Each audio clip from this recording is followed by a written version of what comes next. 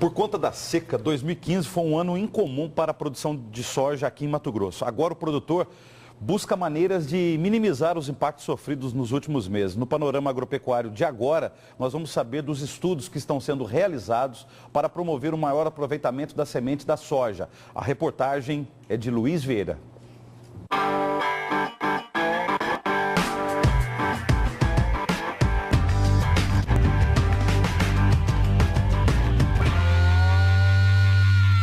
Mato Grosso, o principal produtor de soja do país. O estado deve responder por pelo menos 30% da safra brasileira na temporada 2015-2016.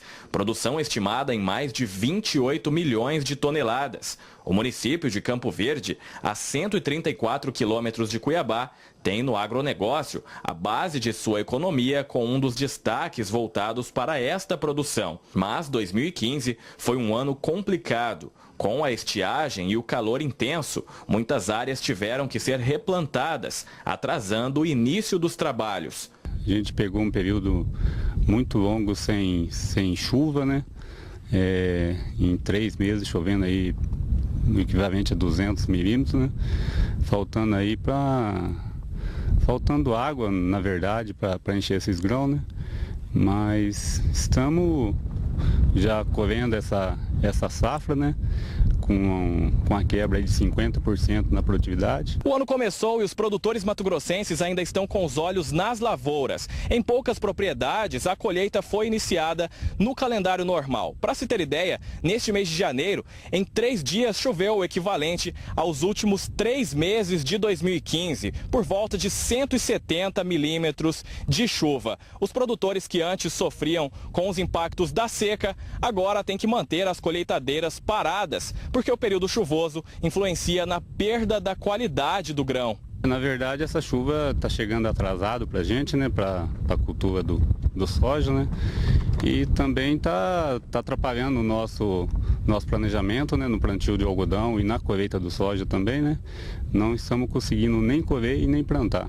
De acordo com a estimativa do Instituto Mato Grossense de Economia Agropecuária, o IMEA, o estado já perdeu 4% da produção prevista para a temporada, ou seja, 1 milhão de toneladas, e não para por aí. A perda deve chegar a 3 milhões. Depois de quase 5 anos batendo recordes a cada safra de soja, o estado não deve alcançar os números da temporada anterior. Segundo o diretor comercial Charles Volman, o agricultor precisa estar atento à lavoura e monitorar as pragas e doenças. É uma discussão importante, a gente tem chamado a atenção porque é um insumo que cada vez mais tem um custo elevado, né? E ele tem que chamar a atenção também para a questão do vigor e para a questão da qualidade dessa semente. A semente é o insumo mais nobre da agricultura, responsável pela maioria dos avanços tecnológicos conquistados ao longo de décadas. Uma espécie de chip, pelo qual a tecnologia é transferida ao solo. A principal questão levantada hoje está relacionada ao desempenho nas lavouras em todo o país. Em 2 plantas germinadas, uma ao lado da outra, uma produziu cerca de 70 vagens e a outra apenas 12. Por quê? Se as duas estavam sob as mesmas condições climáticas e tiveram o mesmo processo de adubação? A resposta está na qualidade da semente. E como medir esta qualidade? Avaliando os níveis de vigor. Plantas que são provenientes de sementes de alto vigor têm um potencial produtivo muito maior do que plantas provenientes de semente de baixo vigor. Então a gente quer conclamar os produtores, quer chamar os produtores justamente para começar a observar, justamente no momento da compra dessa semente, que eles observem a questão dos níveis de vigor, que faz toda a diferença agora no momento da colheita. Especialista em sementes, Charles diz que a maioria dos produtores ainda tenta encontrar um culpado para a baixa produtividade. Investem alto em melhores tratores, máquinas e adubadores, mas esquecem o principal, a qualidade do que está sendo plantado. Nas amostras colhidas em várias lavouras, se observou que 50% das sementes plantadas são de médio vigor, 20% de alto e apenas 10% de mais alto vigor, quando uma planta é considerada perfeita.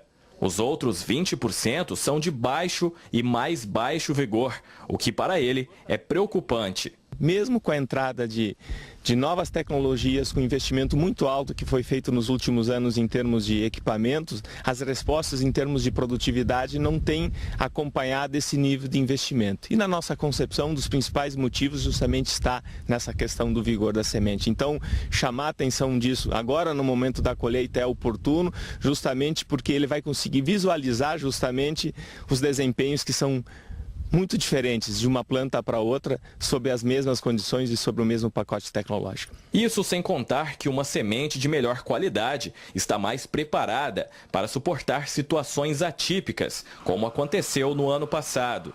A safra de milho também vai ser impactada com um atraso na colheita de soja, em pelo menos 3 dias. A colheita vem se aproximando e os produtores já se preparam para a fase seguinte, o plantio da segunda safra. Por isso são armazenados em barracões como este os fertilizantes e as sementes, é isso mesmo? Isso, e está chegando ainda, né? Chegou um pouco de semente, chegou um pouco de adubo, está por vir ainda.